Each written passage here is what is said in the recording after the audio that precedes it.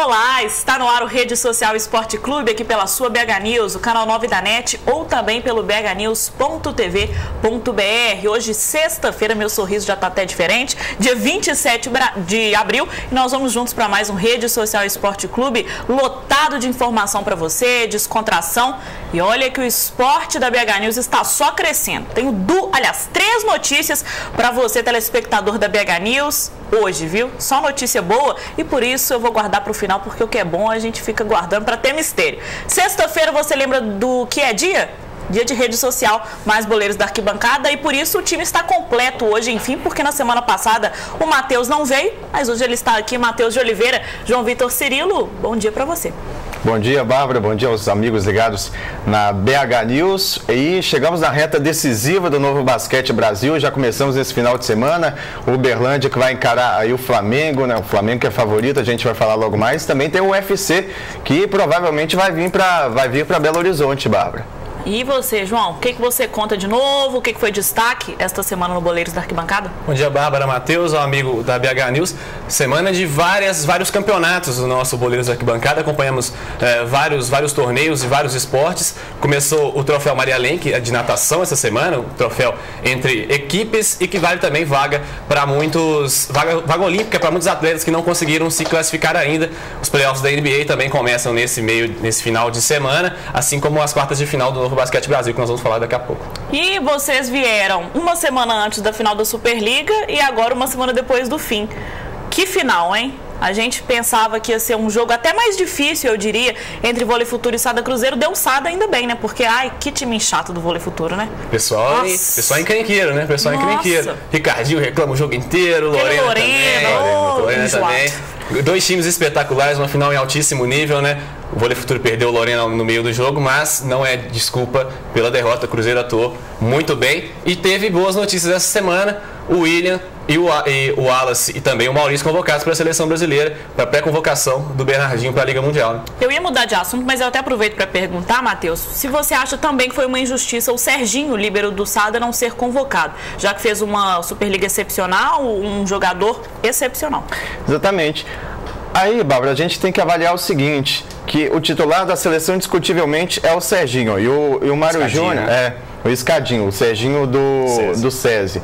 E o Vôlei Futuro tem como representante o Mário Júnior, que é um jogador que vai ser o substituto natural do Escadinha.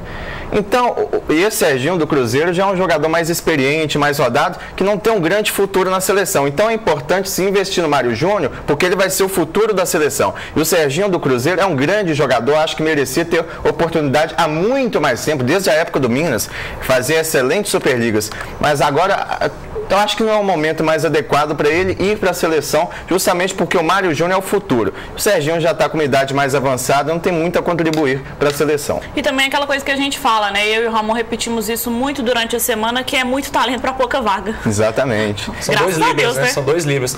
A seleção está bem servida, tem tudo para fazer bons Jogos Olímpicos, a Liga Mundial que começa agora também.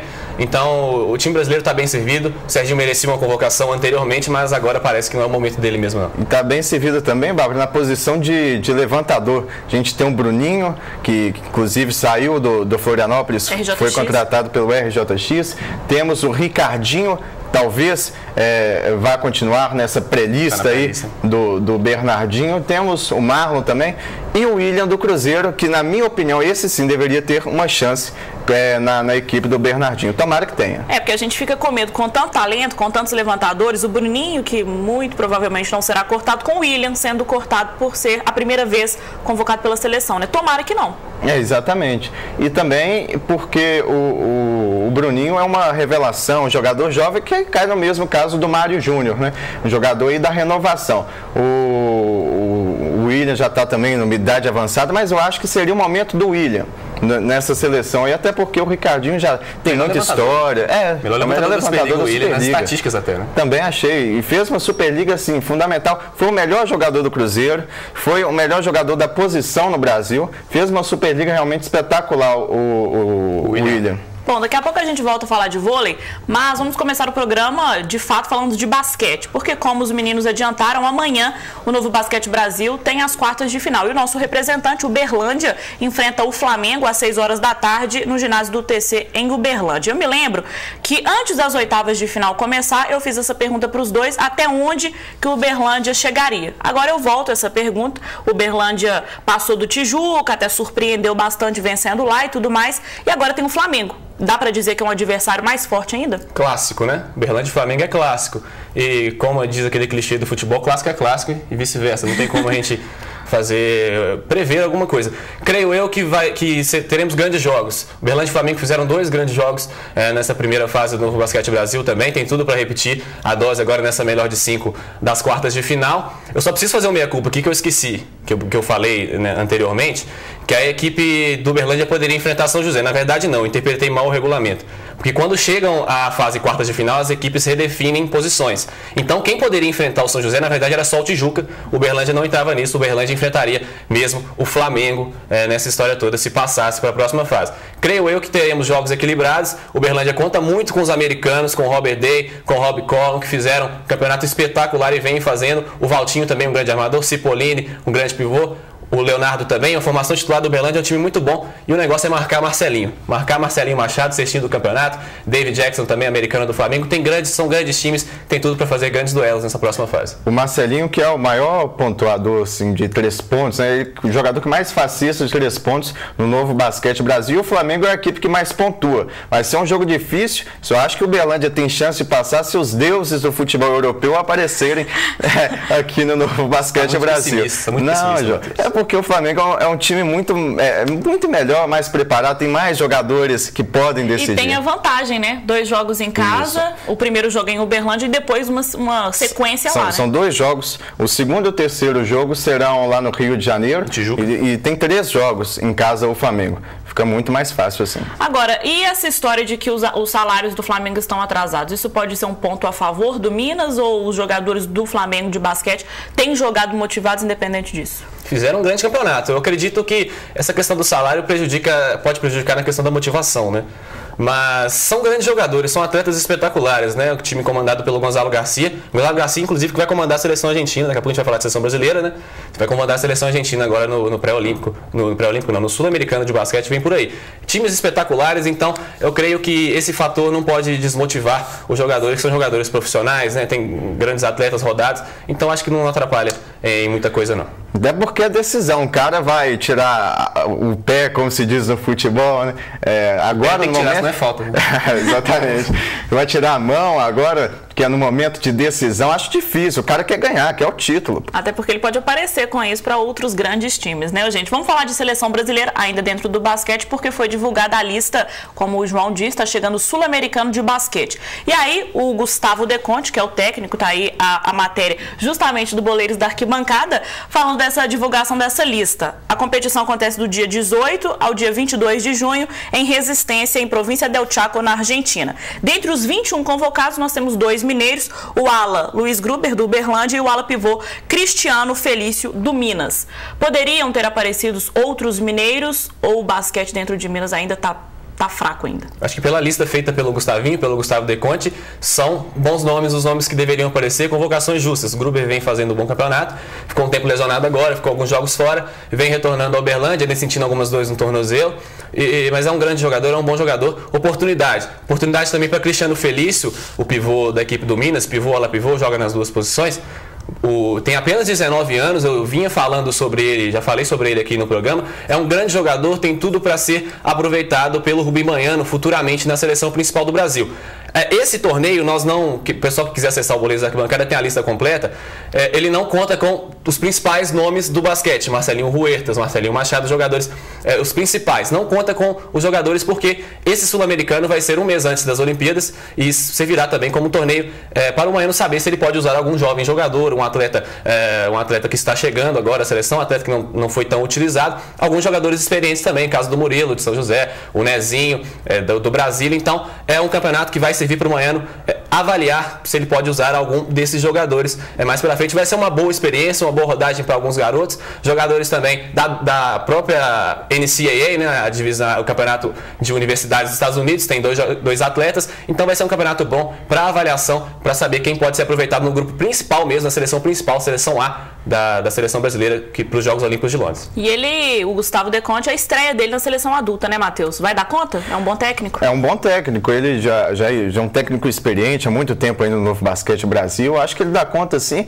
e não é uma competição muito difícil, apesar de ser classificatória para o pré-mundial aí, ele vai utilizar a maioria dos jogadores novos, jogadores que surgiram agora no basquete brasileiro, como Cristiano Felício, por exemplo. Agora discute-se muito a não convocação do Fúvio e do Cipollini, por exemplo. É discutível, não necessariamente deveriam estar, são jogadores assim, indiscutíveis, mas tem gente que cobra a presença deles na seleção brasileira. Vim conversando com você sobre o Fúvio, sobre armadores. O Brasil está muito bem servido. Essa semana nós tivemos aí a notícia do Larry Taylor conseguindo aí a nacionalização, né? Então o Brasil vai ter Marcelinho Huertas, vai ter Nezinho, vai ter o Fúvio também, que vem fazendo um grande campeonato de São José, líder de assistências. Teve uma rodada que ele fez 21 assistências numa partida, espetacular mesmo. Então o Brasil está muito bem servido, o Nezinho também que está convocado agora. Eu acho que para esse pré-olímpico é uma lista curta, é um período de treinamentos, não é uma convocação. Ainda teremos alguns jogadores cortados, foram ainda chamados alguns jogadores também para fazer parte do período de treinamento, como o GG do Tijuca. Então é um campeonato sem tanta obrigação. O Gustavinho estreia, ele que foi treinador das seleções de base e é técnico do Paulistano no NBB. Ô Matheus, na semana passada eu fiz uma pergunta pro João, falando se ele fosse técnico, se ele fosse o Manhano, se ele convocaria Leandrinho, que teve aquela polêmica com a seleção brasileira no ano passado, o Nenê, Varejão, enfim. Você convocaria? Porque o Manhano disse em entrevista que já tem a convocação na cabeça, mas que ele não vai falar, que nem que a mulher dele sabe se chama o Leandrinho ou não. Convocaria, deixaria essa picuinha de lado para chamar os principais jogadores do Brasil que estão na NBA? Não, eu não convocaria esses jogadores porque eles deram as costas para a seleção brasileira. É a hora também da seleção mostrar, não, aqui é a seleção brasileira, tem que ter respeito, e eles não tiveram, fizeram a opção deles, eles têm esse direito, porque eles podem fazer o que eles quiserem. Agora a gente também tem o direito de não querer que eles sejam convocados. Eu sou a favor de que eles não sejam convocados. Espero que o Magnano faça isso. Mas essa semana o Manhano deu uma entrevista falando que só ele sabe o que Leandrinho e Nenê falaram para ele sobre aquela convocação, ou seja, as chances deles serem convocados. E eu não sei, é motivo particular de jogador, então a gente fica especulando, né? É lógico. O que aconteceu.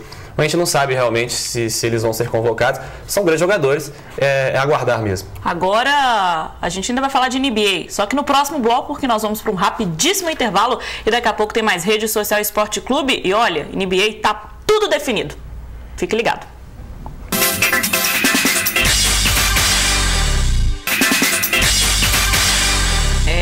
Estamos de volta com Rede Social Esporte Clube, aqui pela sua BH News, o canal 9 da NET, ou também pelo bhnews.tv.br. E eu não tô me aguentando de vontade de contar a notícia, então já vou logo de uma vez. Ao meio-dia, gente, tem um Sport News com Lélio Gustavo e Oswaldo Reis, o Piquetito.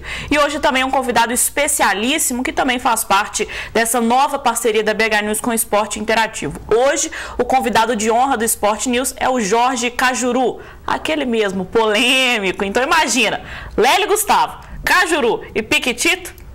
Gente, tem que participar porque hoje o programa vai ser demais. Você participa pelo Twitter do Lélio, @LélioMetralha. Depois eu dou mais informações porque tem mais duas notícias para você, porque hoje, sexta-feira, é dia de futebol internacional na BH News, tá? Continue com a gente e vamos falar de NBA. Como eu prometi no primeiro bloco, tá praticamente tudo definido. Neste final de semana começam os playoffs. Mas vamos aos resultados de ontem. O Toronto Raptors venceu o Nets por 98-67. O Detroit Pistons venceu o 76ers por 108-86. O Boston Celtics derrotou o Milwaukee Bucks por 87-74.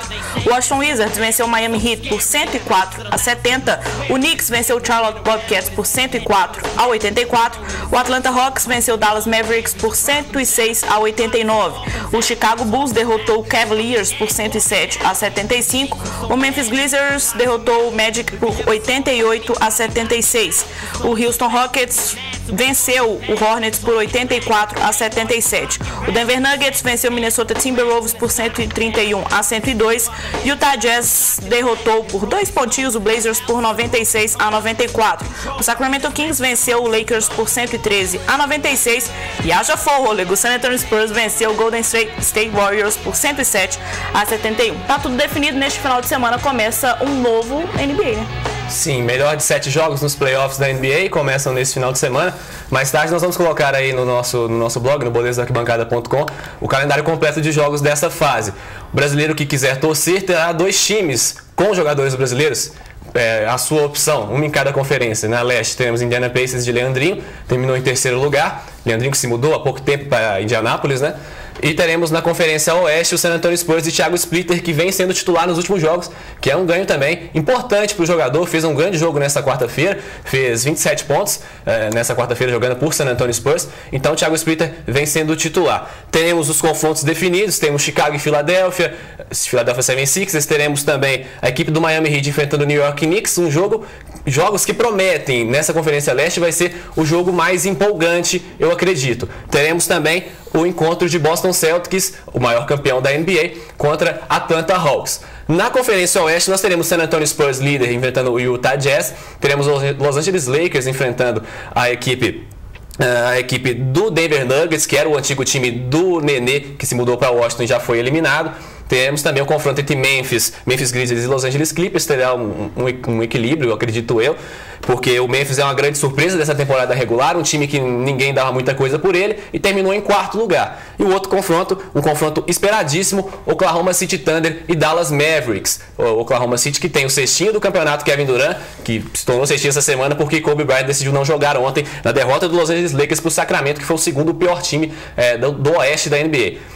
Uma nota sobre esse último dia de temporada regular. Ontem o Charlotte Bobcats, time de Michael Jordan, né, comandado por Michael Jordan, é um dos donos lá da franquia de Charlotte, se tornou o pior time da história da NBA. Perdeu o jogo de número 59 ontem, em 66, uma temporada mais reduzida, 66 jogos, anteriormente eram 82. Ele perdeu ontem e venceu apenas 7 jogos na temporada, com 10,6% de aproveitamento. O Philadelphia 76ers de 72-73 tinha 11% de aproveitamento, era o pior time e foi superado pelo time do Jordan. Jordan que não vai muito bem também, não, né, Matheus? Agora aqui, o Chicago Bulls, ele tem chance de ganhar? Tem, Chicago Bulls é o favoritíssimo. Eu te perguntei porque eu não sou expert em NBA, mas eu sou simpatizante do Chicago Bulls. E ontem eu cantei ridiculamente, hoje repito, Go Bulls, Go Bulls. Chicago Bulls foi líder, é favorito no leste, acredito que Chicago Bulls e Miami, mas um favoritismo relativo, vou falar isso mais tarde no blog. Favoritismo relativo porque Indiana Pacers e Boston Celtics vêm em grande fase também. Gente, pelo twitter.com/rede-social-EC, participações especiais. O Birajara Marinho Bira, que participou do Sport News essa semana aqui, ó. Muito bom programa, muito obrigada pela participação, Bira. Um abraço pra vocês. Você tem que vir agora no Rede Social. Deixar o Sport News um pouquinho de lado. Daqui a pouco o Lélio me mata chegando aqui. Gente, vamos colocar um ponto final no basquete pra voltar a falar de vôlei. Vôlei mineiro. E aí uma equipe que foi do céu ao inferno dentro do vôlei, porque o Montes Claros, na estreia da Superliga, foi vice-campeão em 2010. E este ano amargou um 10º lugar. E aí a diretoria do Montes Claros está pensando em reformular o time inteiro, de técnico a jogadores. Essa é a solução, porque realmente foi uma Superliga horrorosa para o Montes Claros? Não é a solução, até porque houve uma reformulação da temporada 2011 para a temporada 2012. Nada menos que 12 ou 10 jogadores, aliás, chegaram ao time do Montes Claros. E isso foi um fator fundamental, imprescindível para que a equipe não conseguisse uma boa campanha na Superliga masculina. Estão tentando trazer de volta o Lorena, né? Que é um grande jogador do vôlei futuro. Será que ele vai? Eu faço essa pergunta. Ele não veio Ouvi essa semana que vôlei futuro estaria cortando os gastos no feminino e levando para o masculino. Então, é mais um motivo para o Lorena ficar na equipe de vôlei futuro. Mas esse time de Montes Claros é um time que não fez uma temporada de jogos regulares, porque o próprio treinador, o Jorge Schmidt, o Jorginho, foi treinador de Portugal. Jorginho falou que esse time parecia time exame de eletrocardiograma, né? De tanto que sobe e desce, de altos e baixos. Tem alguns bons jogadores, tem o Rivoli, é um bom levantador, tem um ponteiro, o próprio Serafim fez bons jogos, o Pereira é o posto de seleção argentina. Então não dá para entender o time, a irregularidade desse time no campeonato. Acho que essa questão de reformulação, desfazer o time, montar outro time... É muito arriscado, né? É difícil, é muito difícil. Inclusive o Jorginho não deve ficar também, né? Não deve ficar no time também. Entrevistei o Fábio Paes no final, depois do jogo contra o Minas aqui, que o Minas venceu por 3-1 Montes Claros. Ele chegou a dizer que faltava inspiração, faltava vontade na equipe. A equipe era muito... deixava-se levar muito fácil pelos seus adversários. E realmente a gente percebia isso, era uma equipe muito apática dentro de quadra. E a gente sabe que isso define, tem a capacidade de afetar muito dentro de campo. Time de futebol, de basquete, enfim. Gente... O esporte é democrático, né? Tem uns que gostam mais de futebol, outros mais de basquete, outros mais de vôlei. Eu sei que o Matheus adora o UFC. Então, por isso, agora a minha pergunta, porque parece que o UFC 147 está cada vez mais perto de Belo Horizonte. Eu vou te falar que eu não imaginava isso nunca. A gente já perdeu a grande luta Chael Sonnen e Anderson Silva para Las Vegas, pelos lobbies dos cassinos e tudo mais. Será no dia 7 de julho, lá em Vegas. Agora, a final do TUF, a luta esperadíssima também entre Vanderlei Silva e Vitor Belfort, pode ser que seja aqui em Belo Horizonte. Seria uma boa no Mineirinho, porque a empresa de Eike Batista, que é a representante do UFC aqui no Brasil, já fez uma pré-reserva nos dias, né, do 18 ao 23 de junho, que seria realmente para montar a estrutura e para acontecer o evento. Seria uma boa Belo Horizonte? Seria uma ótima para Belo Horizonte. Agora a cidade também tem que se preparar para receber um evento dessa grandeza. Porque senão acontece a mesma coisa que aconteceu no Rio de Janeiro. Exatamente. Eu estive no Mineirinho há um ano atrás, na final da Superliga masculina, e o Mineirinho estava numa condição terrível, bares assim totalmente largado, já estava largado, estava feio, não tem cadeira no anel superior. Agora tem que montar uma estrutura adequada também para receber um evento grande como o UFC. Teremos lutas assim espetaculares, como do Vanderlei Silva com o Victor Belfort. Uma possível luta entre José Aldo por cinturão. Isso. O adversário ainda não foi definido, mas para coroar e o povo, colocar o José Aldo para lutar. O José Aldo, sem dúvida alguma, é favorito. Qualquer que seja o adversário, não interessa quem é o adversário do José Aldo, ele vai entrar como favorito certamente. Ele não perde desde 2005.